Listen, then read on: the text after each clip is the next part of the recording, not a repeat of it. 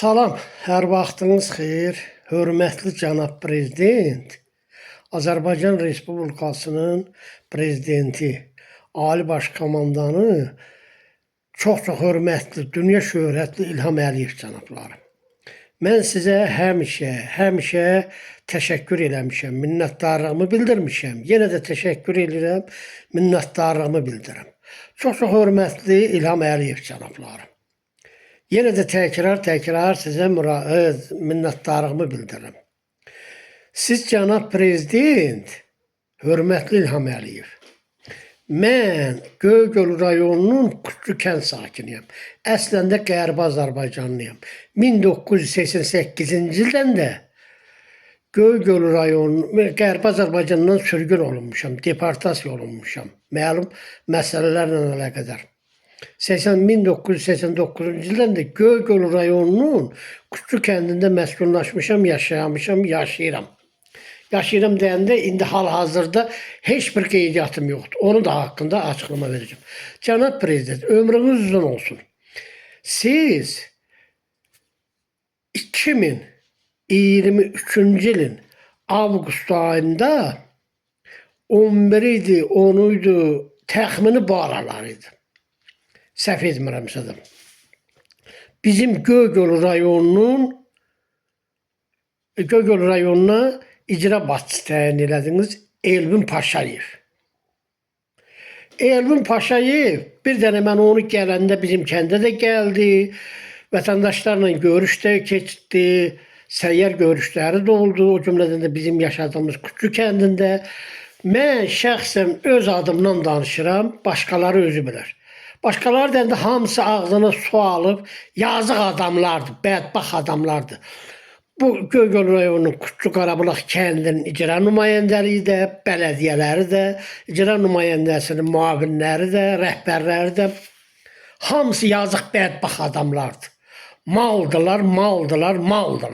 Qoyundular. Bu da öz yerlərində. Subutlarla mən danışıram. Cənab prezident, siz ömrünüz uzun olsun. Qeyd etdiyim kimi 2023-cü ilin avqust ayında Göygöl rayonuna Elvin Paşayevi icra başçısı təyin elədiniz. Elvin Paşayev gəldi, nə kimi yeniliklər elədi? Bu cəhamata nə günahladı? Hansı bir xeyriyyə işini elədi? Cənab prezident, siz bu başçıları təyin eləyəndə kabinetinizdə, iş otağınızda bunlara təlim keçirsiniz, dərs keçirsiniz, başa salırsınız. Lakin bu icra başçıları, Elvin Paşayev və ondan sonrakılar, ondan əvvəlkilər öz bildiklərini eləyəcəklərdir. Cənab prezident, siz bu başçıları dəyişməklə bunların hörünü dəyişirsiniz. Hörüklərini də dəyişirsiniz. Heç bir yenilik yoxdur, heç bir rəlləyiş yoxdur, heç bir cəhamata, məni kimi kənd cəhamatına, yazığa, yüzüğa, kasıva, imkansıza, qaşqına şərait yaratmayıblar. Cənab prezident, mən yenə sizə təşəkkür edirəm, minnətdarlıq edirəm. Bax, şəxsən mən Əliyev İlqar İsmailoğlu'nun 66 yaşım var. Cənab prezident, ruhu şad olsun atanız, ulu öndərin, Heydər Əliyev cənablarının, dünya şöhrətli Heydər Əliyevin ruhu şad olsun.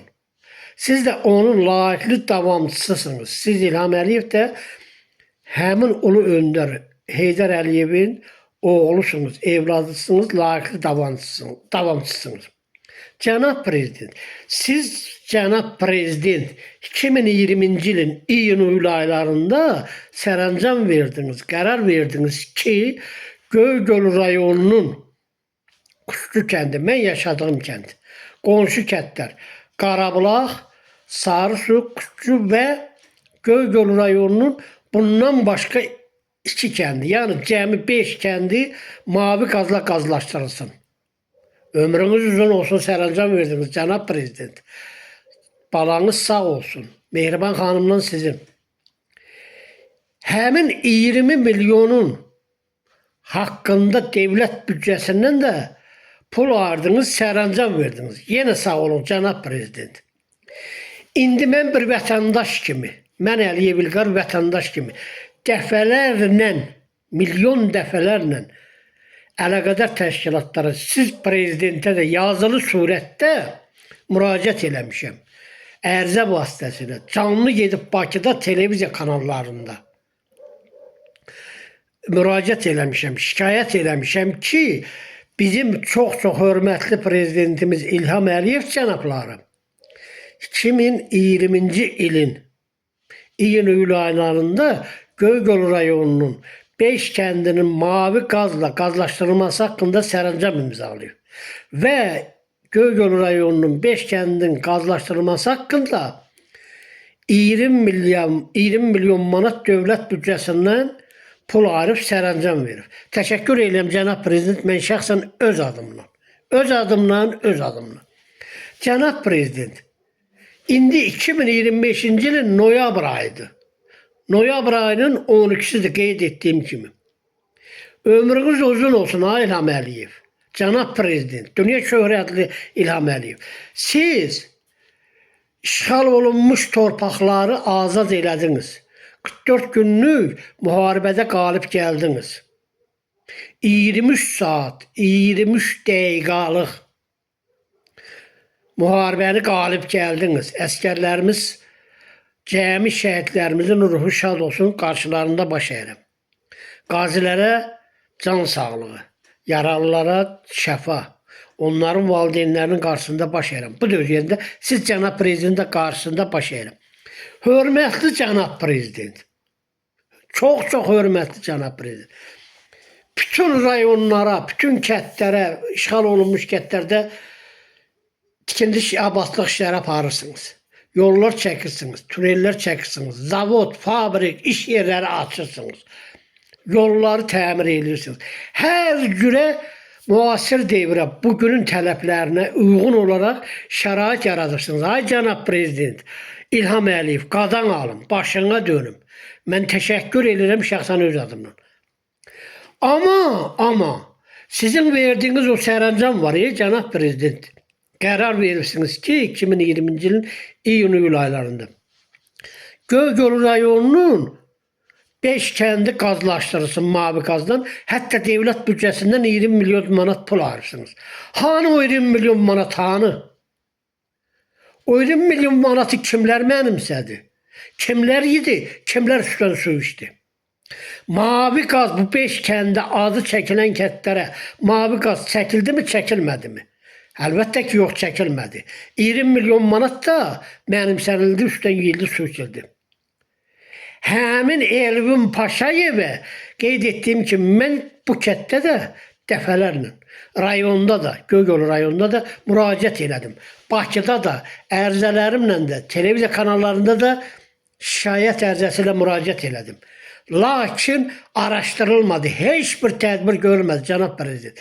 İndi siz Elvin Paşayevi götürüb, nə bilim, hansısa da rayona göndərirsiniz, onu buraya göndərirsiniz, bunların hörüyünü də dəyişirsiniz cənab prezident. Sizə qurban olum, ay hörmətli cənab prezident İlham Əliyev. Həzrəti Abbas haqqı, İmam Quran haqqı, Allahın adı haqqı, yer göy xəlq eləyən qadir Allah haqqı.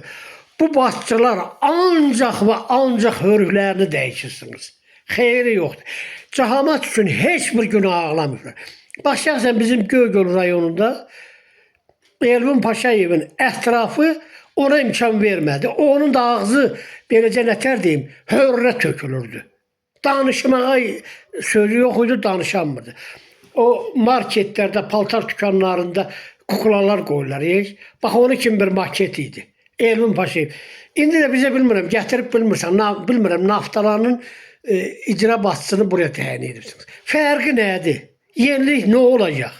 Nə kimi yenilik gətirəcək həmin təzə başçılar? Elvin Paşayevdən qabaq zat başçı var idi. O nə günahladı ki? Elvin Paşayev nə günahladı ki? Ondan qabaqçılar nə günahlıdır ki? İndi təyin elədiyinizdə nə günahlı? Diqqətinizə görə çox sağ olun. Xahiş deyirəm, bizim kəndə ayırdığınız 20 milyon manatın taleyi haqqında maraqlanın, bizə cavab verin. Diqqətinizə görə çox sağ olun.